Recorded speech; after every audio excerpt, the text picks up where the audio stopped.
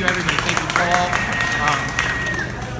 I really have to tell you that the Humane Society, I've been an elected official for 15 years. I worked on Capitol Hill as a U.S. Senate staffer for 8 years, so I know, and I actually was a government relations professional in between for 7 years, and I want to tell you that the Humane Society has really got lobbying. You've got it. You have figured out how to do it. And Neil Harris and Charlie Barkley will tell you that despite what Neil said, it's getting more difficult to be an elected official. People are very quick to believe the worst about politicians, and so I maintain a tradition that I learned back when I was a U.S. Senate staffer for Barbara Mikulski, which is everybody who writes to me gets a response.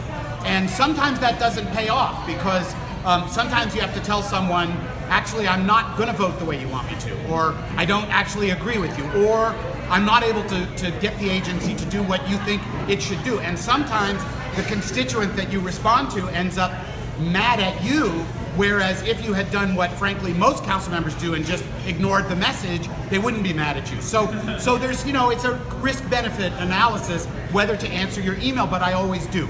And so it really paid off for me in 2015 when the Humane Society wrote to me and every other council member saying that puppy mills were a dramatic stain on our conscience and that we ought to prohibit pet stores from procuring dogs and cats from puppy mills. And this was just a matter of my staff doing what I told them to do, which is every email gets an answer. And so my staff read it and brought it to me and said, George, you should do this. Okay. Now, any council member could have done it. It's just I'm the one who answers his email, and it really paid off because you guys are so nice. I cannot tell you what a great experience this pet store bill was. I had people. First of all, we probably got more email on this topic than any other. Okay, and I had been at that point an elected official for 13 years, and can you believe it? I had not figured out yet that people love puppies. All right, so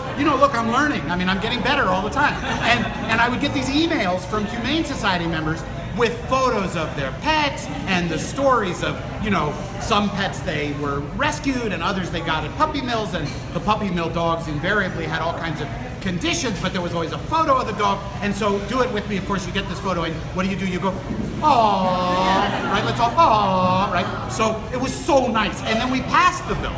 And I got these messages from people like Chris Holbein, and I wasn't even worthy of what people were saying about me. Like, you are so good and kind, and you have the best heart, and you understand the suffering of all God's creatures, and I wish everyone in elected office was like you. These were emails that I was getting from all of you, okay? And, look, I gotta tell you, elected officials these days don't get a lot of thank you email. It doesn't happen a lot. So I've been in touch. I've made really good friends at the Humane Society. Paul has been terrific. Ashley Reinhardt, tremendous. Nevy Brooks, terrific. Emily Hovermail. You've stayed in touch, and you said, all right. And I've been saying, like, give me some more of this because this is really great. So we're doing the prohibition on wild and exotic animal shows. We introduced it yesterday, and as Neil said, it's absolutely true that the market is changing anyway. This is where consumers are. If you look at Cirque du Soleil, if you look at Circus Smirkus, you look at some of these other things that are really popular and are making money, they don't have animal abuse as part of the routine, and there's no need to. You can be very entertaining without doing this, and this would not affect the bona fide zoo, it would not affect our agricultural fair, it would not affect 4-H activities, so the kind of things that we want people to interact with animals in a safe and healthy setting are not prevented by this. We're just talking about things that require a lot of travel, that require animals being caged, that require animals having a total lack of privacy, and often being, annoyed and touched by people that's not appropriate. So I'm 100% behind this. This is the right thing to do. But mostly I want to really thank the Humane Society because I got a message that said, I wish every elected official was like you. I wish every interest group was like you. You guys have just been so nice to me.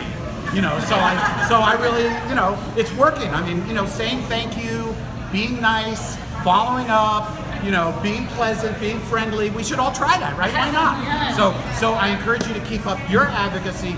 I promised my colleagues that they would get more email in support of this wild and exotic animal show prohibition than they'd ever seen before. So now you gotta make sure that I was telling the truth, all right? So you gotta make sure that happens, and just tell your own stories about your own conscience and your own kindness and your own care and love for all God's creatures. It really makes a difference, because it's very different from what we usually get. You know, we get a lot of all caps, a lot of exclamation points.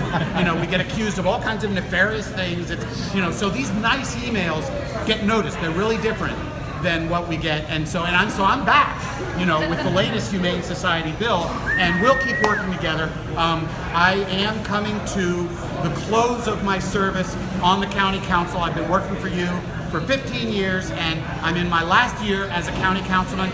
If the voters of Montgomery County would like me to continue my public service, I'm available. So you all, you know, have the opportunity to decide. I'm applying for a promotion, and you all have the opportunity to decide whether I get it. And so I hope to see you. I'm running. My wife wants. This is my wife, Soraya Leventhal. She wants me to let you know that I'm applying for the position of Montgomery County Executive. So I know that this is not a campaign appearance, but I have to say what my wife tells me to say. So you can see, I'm getting better all the time. I'm trying to be, honestly, kinder and be a better listener. And this year, my wife and I will celebrate 28 years of marriage. And people say, well, how do you do it? And I say, it's very easy. There's 3 sentences. Yes, dear. Whatever you say, dear. I'm sorry, dear. So we're going to stay married no matter what happens through this campaign, but I know we're going to get this bill passed, and I'm going to continue to be responsive to you, and I'm going to continue answering all the email that you send me. So thank you for the opportunity to be here.